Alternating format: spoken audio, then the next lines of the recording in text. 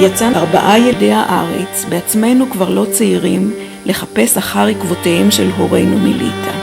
כשהיו בחיים ויכולנו עוד לשאול שאלות, לא שאלנו. היינו עסוקים בדברים אחרים.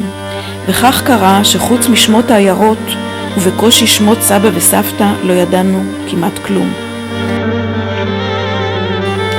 ההורים היו בני העלייה השלישית שבאו כצעירים ציונים לארץ. עבדו קשה ודיברו מעט, וכאמור היה לנו רק מושג קלוש לגבי מקורותיהם. ידענו שסבא צבי הגיע מהעיירה בשם צ'ייקצ'וק ליד קובנה. סבתא רחל הגיעה מהעיירה בשם וירבלי, אך לך תמצא דבר כזה במפה. לא מצאנו לא במפות ולא באינטרנט. כבר חשבנו אולי כל זה לא היה ולא נברא.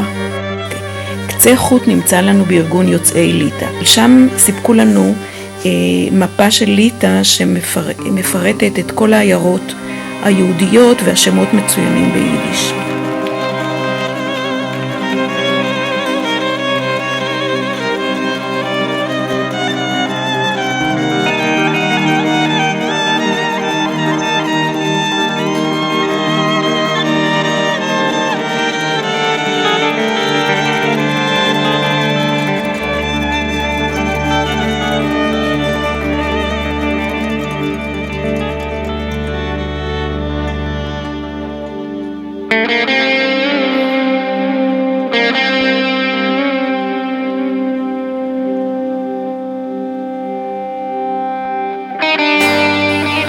מה דחף אותנו לנסיעה הזו קשה לומר.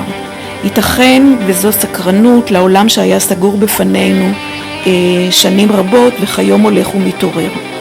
אולי הגיל שלנו שהביא עמו תובנות חדשות וגם זמן פנוי לשאול את השאלות שלא שאלנו בזמנו.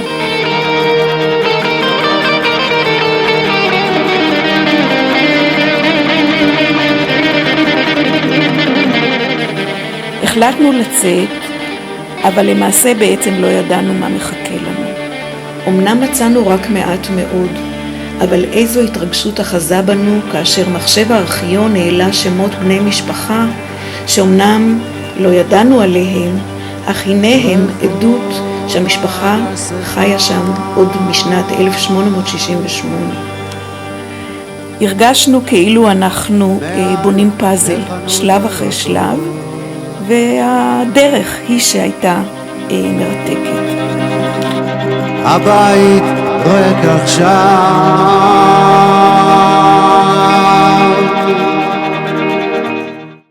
יהודים חיים הרי אין מה לחפש, וגם כתובת מדויקת לא הייתה לנו. אז איפה מחפשים? מחפשים בבית הקברות. לא מצאנו את הקברים של סבא וסבתא, סבא רבא מנחם, וגם לא של סבתא רבא מינה. אבל התחושה הייתה שאנחנו מבקרים אותם כאן.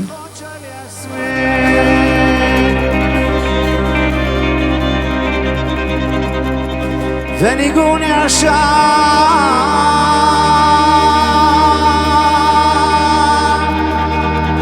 כשלה סעודה מזמין.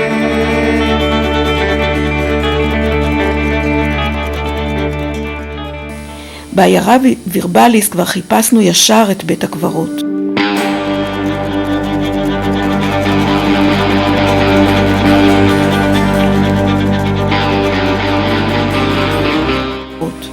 אבל התושבים כיוונו אותנו גם לאתר ההוצאה להורג של יהודי העיירה על ידי הליטאים.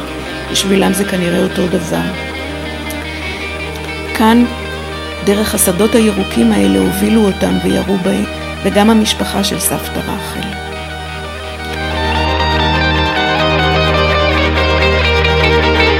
שימו לב, אמרתי, הוצאה להורג על ידי הליטאים ולא על ידי הגרמנים, ולא טעיתי. כי מסתבר שהם הקדימו ועשו את זה עוד לפני בוא הגרמנים. במקום זה נשפך דמם של 10,000 יהודים, נשים, גברים וילדים. ליטאים, שבויי מלחמה מארצות שונות שהנאצים הרוצחים ועוזריהם רצחו באכזריות בחודשים יולי ואוגוסט 1941.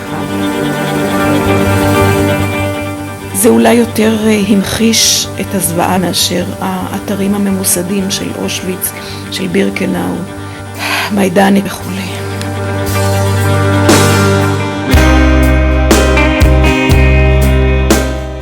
לא ציפינו את התגובה הרגשית שחווינו, ולומר את האמת, לא היינו מוכנים להתרגשות שתוחז בנו, וגם עכשיו קשה לי להסביר. כל נושא החיים בגלות היה מאוד מרוחק, ובכלל לא מוחשי לנו ילידי הארץ. לא עצרנו לנסות לדמיין איך זה היה, ואולי זה מה שקרה לנו שמה.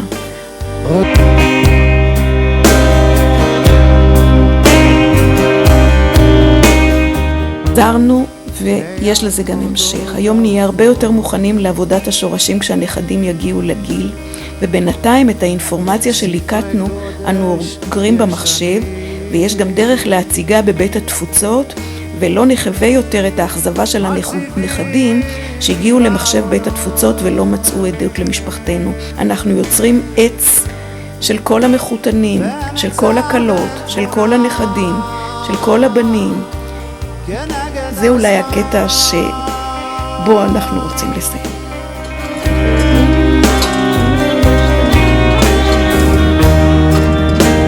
הולך לו הגדול